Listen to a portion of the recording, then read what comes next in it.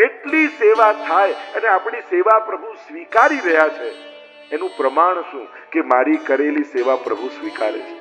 એનું એક જ પ્રમાણ છે, જેટલી સેવા કરો અને એટલી દીનતા વધતી જાય તો માનજો કે પ્રભુ પ્રેમથી સ્વીકારી રહ્યા છે.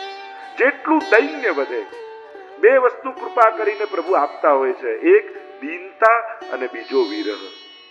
ભગવત પ્રેમ, ભગવત વિરહમાં જ્યારે આંખમાં જળજળી આવે ને તો માનજો તમારું અંતઃકરણ પવિત્ર થઈ ગયું છે. પ્રભુની વાત કરતા કરતા, પ્રભુને યાદ કરતા કરતા નેત્રો ભરાઈ આવે તો માનજો તમારું હૃદય પવિત્ર થઈ રહ્યું છે. અને દૈન્ય આવે, બને એટલી દીનતા લાવો, પ્રભુ એનાથી રાજી થાય છે. અને હું તો કહું, જેનાથી અહંકારને ચોટ લાગે ને એવી જ સેવા માંગીને કરવી. કોઈ કે લો આ બુહારી કાઢો, અરે ગામના લોકો જોશે તો શું લાગશે? હું તો કહું એ જ માંગીને કરો. કારણ આપણો અહંકાર બીજો કોઈ તોડશે ને તો આપણને ગમશે નહીં. આપણે જ સેવાને માધ્યમ બનાવી આપણા ઈગોને તોડી નાખો. જેનાથી સંકોચ થાય એ જ સેવા કરવી. ત્યારે એમ લાગે કે અરે આ કરતા લોકો જોવે તો કેવું માને, હું આટલો મોટો ગામમાં મારું આટલું સન્માન અને હું અહીંયા બુહારી કાઢું છું. અરે મારું સૌભાગ્ય છે કે પ્રભુ મને સોહિનીની સેવા આપી રહ્યા છે. ઠાકોરજીને સૌથી ગમતી કોઈ સેવા હોય તો આપણે જેમ સોહિની, જે સોહે પ્રભુને એ સોહિની, જે પ્રભુને ગમે. કારણ એ સૌથી મોટી કેમ માની? કારણ કે જ્યારે તમે રજ નંદાલયના ચોકની કાઢો છો ને, એમાં પ્રભુની ચરણ રજ હોય છે, વલ્લભની ચરણ રજ હોય છે અને દર્શન કરવા આવનારા વૈષ્ણવની ચરણ રજ હોય છે. અને એ કાઢતા કાઢતા જ્યારે એ રજ ઉડીને તમારા દેહ પર લાગે તો ગોકુલનાથજી કહે છે કે હવે તમારો દેહ ઠાકોરજીના દર્શનને લાયક થયો છે. કારણ કે હવે પ્રભુના ચરણની રજનો તમને સ્પર્શ થયો એટલે તમારા દેહની શુદ્ધતા થઈ છે. સૌથી પવિત્ર કોઈ સ્નાન હોય તો વૈષ્ણવી ચરણના રજનીનો સ્નાન પવિત્ર કયો છે. એની મહિમા છે. આ દંડવતી પરિક્રમામાં શું ભાવ છે? વ્રજ રજ મેં લોટત ગોવિંદ કુંડ મેં નહીં. આપણે દંડવત કરી કરીને કોઈ ક્ષમા નથી માંગતા, પણ આ વ્રજ રજમાં આળોટીએ છે એવો ભાવ કે જે રીતે ઉદ્ધવજી આળોટ્યા હતા આ ગોપીઓની ચરણ ધૂલીમાં, એ રીતે હું પણ આળોટી રહ્યો છું. આવા ભાવથી આપણે ત્યાં પરિક્રમા આદિ થતી હોય છે. તો અહીંયા ગોપીઓના મનમાં જ્યારે મદ આવ્યો અને પ્રભુ અંતર ધ્યાન થઈ ગયા. અરે ક્યાં ગયા પ્રભુ? પેલી ગોપીને પણ મૂકીને જતા રહ્યા અને હવે તો બધી જ ગોપીઓ ભેગી મળી છે. શરદની રાત્રિમાં ઈશ્વરની શોધ ચાલી રહી છે. કહાં ગયે હમારે પ્રભુ? અમને મૂકીને ક્યાં જતા રહ્યા? કેટલા જન્મોના અંતરાય બાદ આ પવિત્ર ક્ષણ આવી છે. ચારે બાજુ ગોતની ગોપીઓ લતા પતા વૃક્ષોને પૂછે છે, હે અશોક, તું તો શોકને હરનારો, તે મારા પ્રભુને જોયા છે? એ તુલસી, તું તો પ્રભુની પ્રિયા છું, તે મારા પ્રભુને જોયા છે? દરેક લતા પતાઓને શોધતા શોધતા હૃદય ભરાઈ આવ્યું ગોપીજનોનું. અનંત જન્મોના અંતરાય બાદ ઠાકોરજી અમને છોડીને જતા રહ્યા. અમારી નિકટ હતા, અમારા હાથમાં હાથ હતા. ફરી એક ક્ષણ ક્યારે આવે? એ શરદની રાત્રિમાં શોધતી ગોપીઓ ચારે બાજુ વૃંદાવનમાં ભટકી રહી છે. હે કૃષ્ણ કરતી પુકારતી, કૃષ્ણ કૃષ્ણ કરતી કૃષ્ણમય થઈ ગઈ છે. કોઈ કૃષ્ણ બને, કોઈ પૂતના બને, પૂતના ઉદ્ધારની લીલા કરે, કોઈ કૃષ્ણ બને, કોઈ શકટ બને, શકટ ભંજનની લીલા કરે. જે જે કૃષ્ણ લીલાઓ છે એનું અનુકરણ કરવા લાગી. કૃષ્ણમય થઈ ગઈ છે. श्याम श्याम रटतो हो, श्यामा श्याम भई और श्यामा पूछत सखिन सो, श्यामा कहां गई? श्याम श्याम श्याम रटता रटता એ શ્યામા સખી પોતાને શ્યામ સમજવા લાગી અને બીજી સખીને પૂછે છે પોતાના વિશે કે તે શ્યામા સખીને જોઈ છે? દેખાતી નથી. પોતે પોતાને ગોતી રહી છે. રામાયણમાં આપણે એવો પ્રસંગ કહેતા ને કે જ્યારે હનુમાનજી સીતાજી પાસે અશોક વાટિકામાં ગયા ત્યારે મુદ્રિકા આપીને સીતાજીને પૂછે છે કે ભૈયા મને એક ડર છે. સીતાજી હનુમાનજીને પૂછે છે કે હનુમાન મને એક ડર છે. કયો ડર આપે?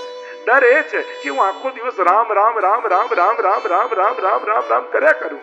મને ડર છે ક્યાંક રામ નામ જપતા જપતા હું રામ ન બની જાઉં.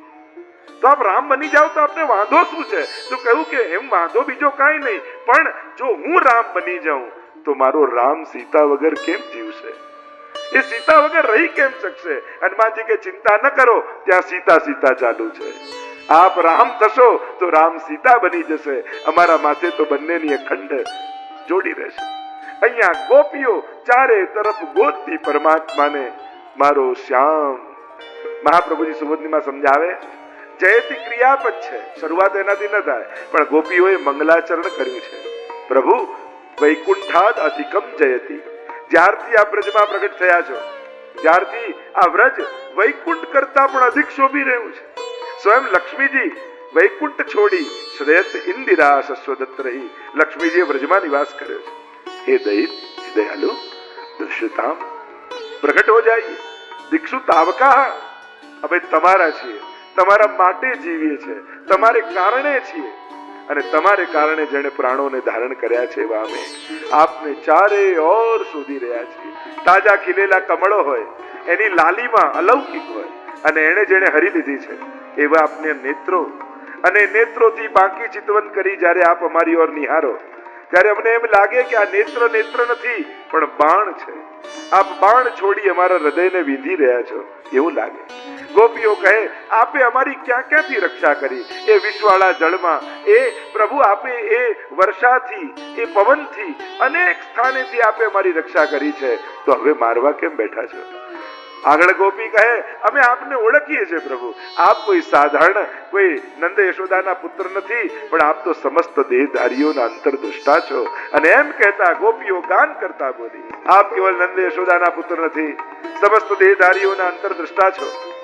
બ્રહ્માજીની વિનંતી સાંભળી વિશ્વની રક્ષા માટે આપ ભૂતલ પર પધાર્યા છો, તો બધાની રક્ષા માટે આપ પધાર્યા છો, તો અમને કેમ મારવા બેઠા છો? ચાર માધ્યમ છે કૃપા કરવાના, હસ્તથી, દ્રષ્ટિથી, મુખથી અને ચરણારવિંદથી. એ દરેક માધ્યમોની વાંછના અહીંયા શ્રી ગોપીજનો કરે છે. પ્રભુ આપનો એક કર કમલ અમારા મસ્તક પર પધરાવો. શિરસી દેહિન શ્રી કરગ્રહમ, જે લક્ષ્મીજીએ ગ્રહણ કર્યો છે. અને અમે કેવા છીએ? શરણમીયુષામ સંશ્રુતેર ભયાત, અમને ભય એક જ વસ્તુનો લાગે છે, અને એ છે સંસારનો. કારણ કે સંસાર અમને બાંધી રાખે છે, પકડી રાખે છે, આપ સુધી પહોંચવા નથી દેતો. જો ભક્તોને સંસારનો ભય લાગે છે, સાધારણ વ્યક્તિને સંસાર સુરક્ષા લાગે. જેમ સંસારમાં બધું જ ગોઠવાઈ જાય એટલે તમને એમ લાગે બધું ગોઠવાઈ ગયું છે, બધા બાળકો સેટ છે, હવે બધું શાંતિ, હવે બધું સેફ છે. ભક્તોને એની જ બીક લાગે, આ બધું અનુકૂળ મળ્યું, ક્યાંક મારું મન સંસારમાં ન લાગી જાય.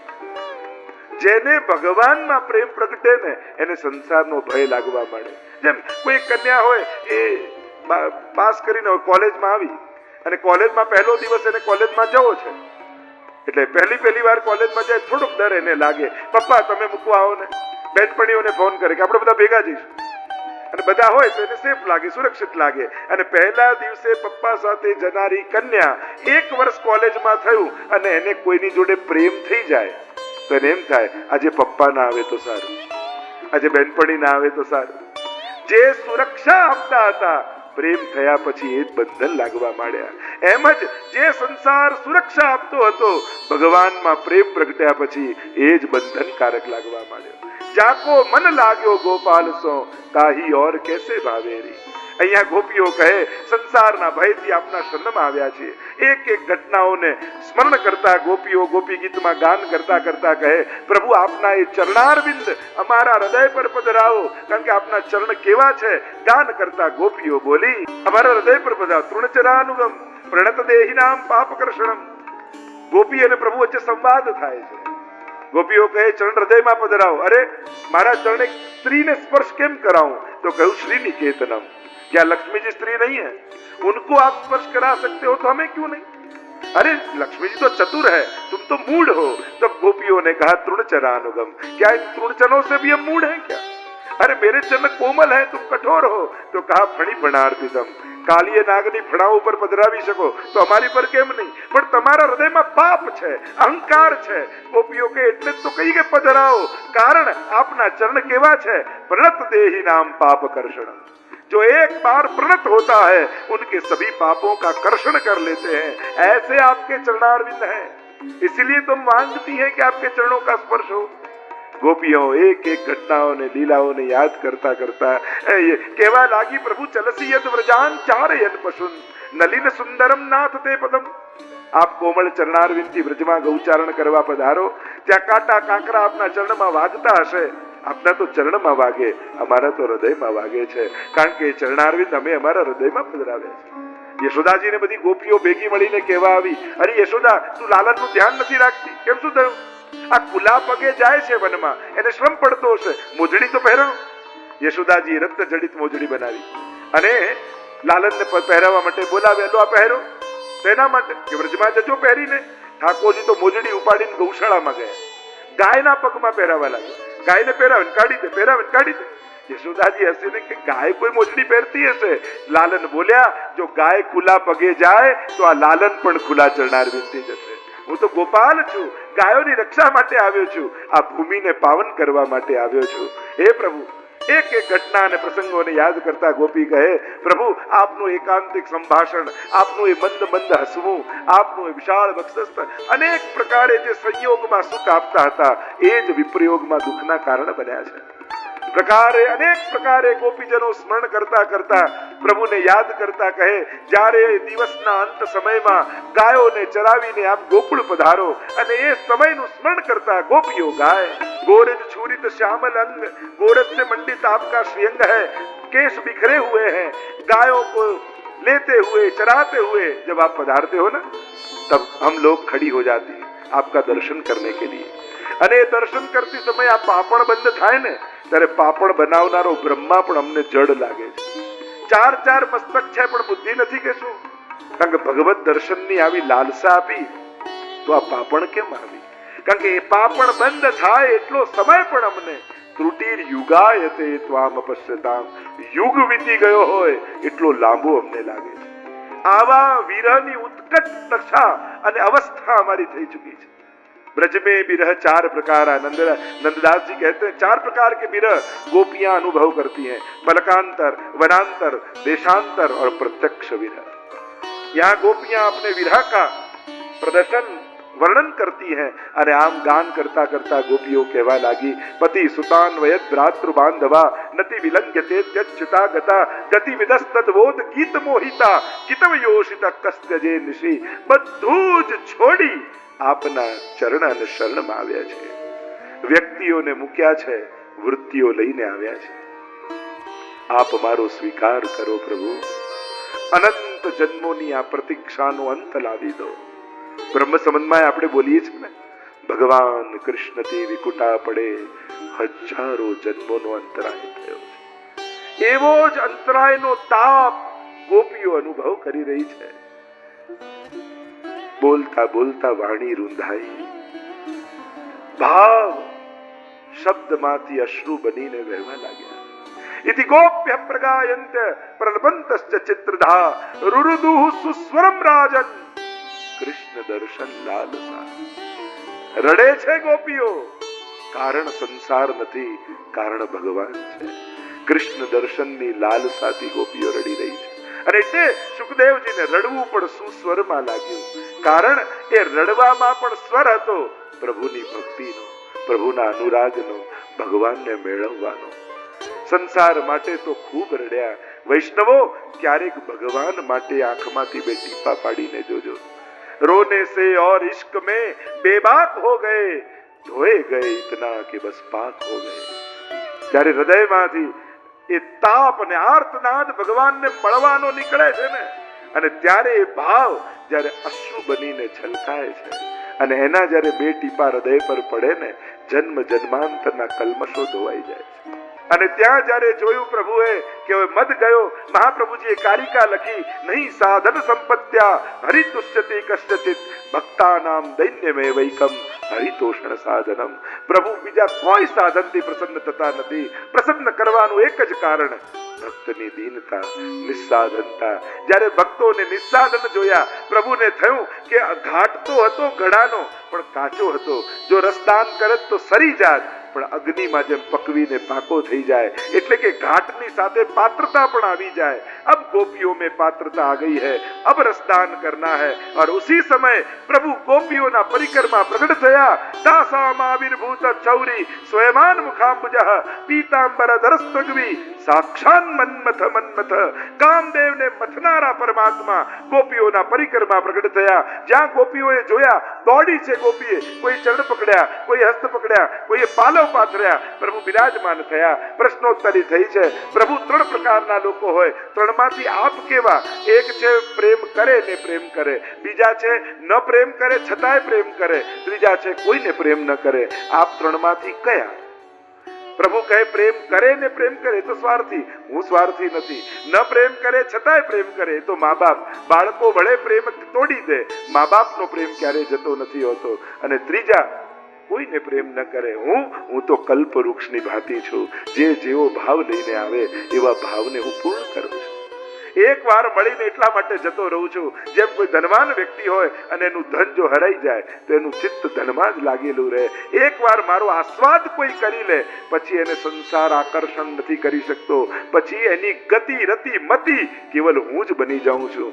જેમ કોઈ ગમે તેટલું ખાંડ નાખેલું દૂધ હોય પણ પેંડો ખાધા પછી દૂધ પીઓ ને તો ફીકું જ લાગે, એમ ભગવાનનો આસ્વાદ કર્યા પછી ગમે તેટલા સંસારના સુખ માણવા જાઓ પણ એ સુખમાં ક્યારેય આનંદનો અનુભવ નહીં કરો, કારણ તમે પરમાત્માના આનંદનો અનુભવ કરી ચૂક્યા છો। અને પ્રભુએ વિનંતી કરી ગોપીજનોએ, પ્રભુ वो हमारा रास की प्रतीक्षा कर रही है, हम અલ્પાનંદ ને પૂર્ણાનંદનો દાન કરવાની લીલા છે। આ અલ્પ અને અંશ જીવ જ્યારે પૂર્ણતાનો અહેસાસ કૃષ્ણની પ્રાપ્તિ દ્વારા કરે છે, એ જ મહારાસનું ફલ છે। रसानाम समूह रास, ये एकमात्र लीला में भगवान के समस्त रसों का अनुभव परमात्मा ने ब्रज भक्तों को कराया। वंदन करें। एक तरफ तो कामदेव ना परास्त करवानी पण आ લીલા છે, રાસલીલાને વંદન કરી આગળની લીલાઓના દર્શન સુખદેવજી કરાવે છે। અનેકવિધ પ્રભુની વિવિધ પ્રકારની લીલાઓ, આગળ સુદર્શન ઉદ્ધારની કથા આવી, શંખચૂડ ઉદ્ધારની કથા આવી, ચિંતામણી પ્રભુએ લીધો, યુગલ ગીતની કથા આવી, વેણુ ગીત અને યુગલ ગીત। યુગલ ગીત એ વર્ષોત્સવની લીલા છે અને વેણુ ગીત એ નિત્યની લીલા છે। પ્રભુ જ્યારે ગાયોને લઈને વનમાં પધારે છે અને વેણુનાદ દ્વારા સર્વને પોતાની સુધાનું દાન કરે છે, અને વેણુનો જે પ્રભાવ દેખાય છે એ ગોપીઓને અહીંયા ગોકુળમાં સર્વે મિલિત્વા સભવાપ્ય યોગમ પુણ્યાની નામાની પઠંતિ નિત્યમ, ભેગી મળેલી ગોપીઓ એનું અવગાહન કરે છે। એ જ રીતે યુગલ ગીત એ વર્ષોત્સવની લીલા માનવામાં આવે। રસબીજમ વેણુ ગીતમ ગોપિકા ગીત વૃક્ષકમ સુફલમ યુગમ ગીતમ હિ ભ્રમરમ ભ્રમરમ મતમ। 5 ગીત દશમ સ્કંદમાં છે, વેણુ ગીત, ગોપી ગીત, યુગલ ગીત, ભ્રમર ગીત। આ 4 ગીત ગોપીઓએ ગાયા છે અને 5મું ગીત મહિષી ગીત એ અષ્ટપટરાણીઓએ ગાયું છે। આ પ્રસિદ્ધ ભાગવતના 5 ગીત છે। યુગલ ગીતમાં વર્ષોત્સવની લીલાનું વર્ણન મહાપ્રભુજી કહે, ત્યારે ઠાકોરજી વેણુને અધર પર પધરાવી ગાયોને ચરાવતા ચરાવતા વનમાં પધારે અને વેણુનો જે પ્રભાવ દેખાય એનું ગાન કરતા ગોપીઓ 26 શ્લોક એટલે કે 13 યુગલ, 13 જોડી, કારણ કે 12 માસની લીલા અને 13મી અધિક માસની લીલા, અને 1 મહિનામાં સુદ અને વદ પક્ષ એટલે 2 શ્લોક, એ રીતે વર્ષોત્સવની લીલાનું વર્ણન કર્યું। આવો એકાદ શ્લોક ગાઈએ।